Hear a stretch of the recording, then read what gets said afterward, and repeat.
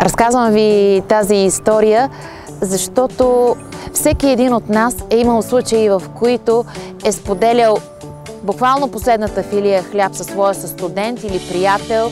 Имала съм много ситуации в моя живот и не само в студентските години, когато не съм имала даже пари за билетче за градския транспорт и съм минавала разстояние от километри пеш. Просто защото го е нямало онова левче, което да ме качи на трамвая.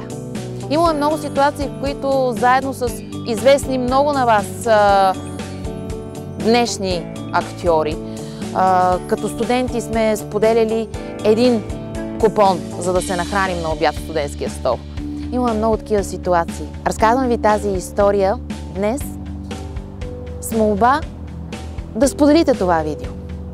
Защото всяко едно харесване, всяко едно споделяне ще помогне на едно от тези 5000 български семейства, част от инициативата на Holiday Heroes и Viva Credit, за една истинска, щастлива, красива седмица и празник, какъвто е Великден.